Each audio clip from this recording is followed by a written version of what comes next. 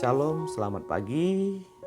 Kita merenungkan firman Tuhan dengan satu tema, ikutlah aku. Saudara, rata-rata murid-murid Yesus itu dicari ketika mereka sedang sibuk-sibuk. Contoh, Petrus, Andreas, Yakobus, mereka sibuk menjala ikan. Tapi akhirnya Yesus berkata, kemas itu barang-barang, kemaskan itu jala, dan kemaskan itu perahu, tinggalkan dan ikutlah aku. Saya akan bawa engkau menjadi penjala manusia. Nah, Tuhan juga panggil kita dalam kondisi kita sibuk. Ada orang berkata bahwa, wah saya sibuk gak bisa ibadah. Tapi pas dia beribadah, dia bertobat dengan firman Tuhan. Akhirnya dia mengiring Tuhan. Nah, saudara, bagaimana kita sebagai pengikut Tuhan? Nah, ikutlah aku. Artinya apa sih? Pengertian yang pertama, ikutlah aku. Berarti bahwa saudara menjadikan Tuhan itu Tuhan, guru, bos, penguasa kehidupan kita. Kita adalah muridnya. Ikut Yesus berarti bahwa keputusan di mana kita meninggalkan jalan, hak, hobi, kesenangan dan lain sebagainya, dan kita serahkan semua untuk Tuhan. Kalaupun dalam Kristen masih kita bisa menggantikan hobi kita, boleh. Tapi bukan itu tujuan, bukan itu prioritas. Jangan sampai karena hobi nggak bisa melayani, karena kesenangan kita nggak jadi untuk menemukan firman Tuhan. Saya dikasih Tuhan, itulah pengertian bahwa kita ikut Tuhan. Tuhan di depan, kita di belakang. Ya, jangan kita di depan, Tuhan di belakang. Itu bukan pengikut, itu pemimpin. Masa kita dipimpin Tuhan, kita nggak atur Tuhan. Tuhan yang atur hidup kita. Tuhan Raja. Ya, Tuhan adalah Tuhan, kita adalah hamba.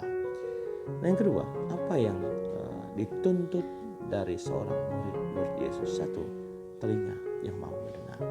Saudara, kalau kita katakan saya ikut Yesus, saudara menjadi murid Yesus, saudara harus punya telinga yang mau mendengar.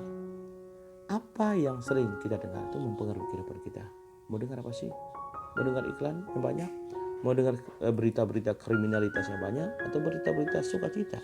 Nah, saudara, kalau saudara mau ikut Tuhan, banyak dengar firman. Bukan banyak dengar gosip. Bukan banyak dengar hiburan-hiburan yang lain. Tapi penuhi hidup saudara dengan hadirat Tuhan. Yang kedua, apa yang saudara dengar? Apakah kita peka mendengarkan suara Tuhan? Dia sebagai guru, gembala yang baik. Kepekaan atau tidak?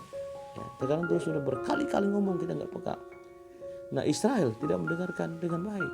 Maka Tuhan berkata bahwa binatang aja itu tahu suara gembalanya. Kok kalian nggak tahu? Itu teguran kuat loh. Tuhan bilang jangan, nggak boleh. Tapi kita ngotot terus, nggak pernah tanya Tuhan, nggak pernah dengar suara Tuhan. Itu bukan pengikut. Jadi saudara, kita sudah menjadi pengikut Tuhan. Yang penting telinga, yang kedua hati yang taat, hati yang menyembah, hati seorang hamba, hati yang seperti hatinya Daud berkenan di hadapan Tuhan. Ya, hati yang siap ditegur, hati yang siap dibentuk, hati yang percaya, hati yang berserah, rendah hati. Yang ketiga, saudara, berbicara apa yang dituntut Tuhan itu tangan yang penuh kasih melayani. Saudara, penting bagi kerjaan Allah. Yuk terlibat dalam pelayanan. Ayo kita dukung gembala, doakan mereka. Ayo kita aktif dalam pekerjaan Tuhan. Setelah selesai corona, yuk kita berkata, Tuhan, kalau saya hidup selesai corona, ini kehidupan untuk melayani Tuhan. Hidup ini adalah kesempatan. Hidup ini adalah kesempatan. Hidup ini untuk melayani Tuhan. Hidup ini adalah kesempatan. Hidup ini untuk melayani Tuhan. Jangan sia-siakan lihat hidup yang Tuhan beri. Hidup ini harus jadi berkah. Oh Tuhan, pakailah hidupku selagi aku masih kuat. Bila saatnya nanti ku tak berdaya lagi, hidup ini sudah jadi berkah. Nah, sudah dikasih oleh Tuhan, hidup ini kesempatan melayani Tuhan. Tuhan ingin pakai tangan kita, bekerja bagi Tuhan. Dia berkata kepada Petrus, tolaklah perahu jauh ke tengah. Saya mau khotbah dulu, pinjam perahumu. Dan akhirnya Yesus berkhotbah.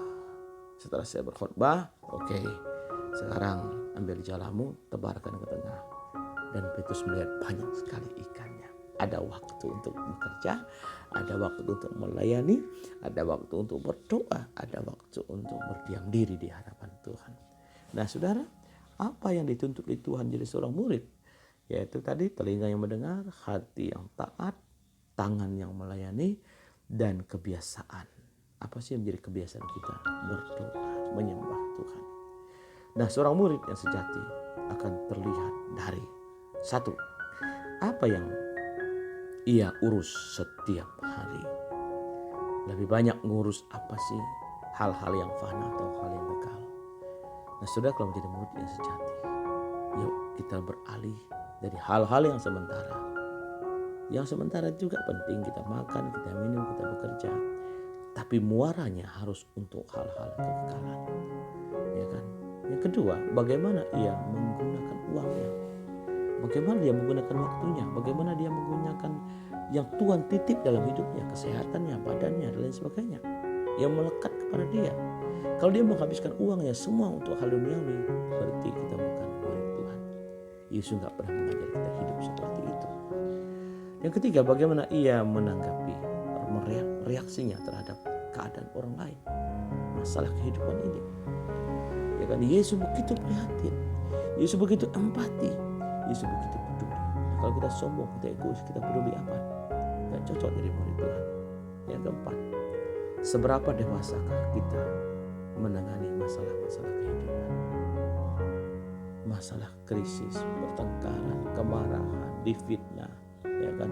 Seberapa besar kita menangani hal-hal itu, ditolak. Kalau seorang dewasa ditolak, dia bilang puji Tuhan, gak apa-apa. Toh Yesus juga ditolak, gak terima. Ya. Saudara, bagaimana kita menangani kondisi-kondisi yang merugikan dalam hidup kita? Nah kemudian yang selanjutnya, ya, yang kelima, apa yang menjadi fokus, hal yang duniawi atau kerajaan Allah? Kita lama-lama di mana sih? Kalau kita suka lama-lama di hadirat Tuhan, kita suka lama-lama bersekutu Tuhan, berdoa, berarti kita orang Kristen yang sungguh-sungguh.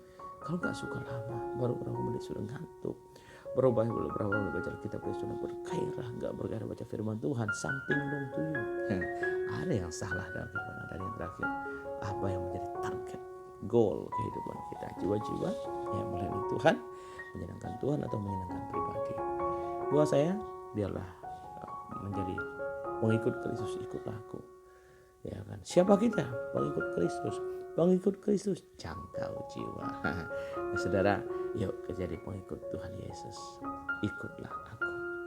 Shalom.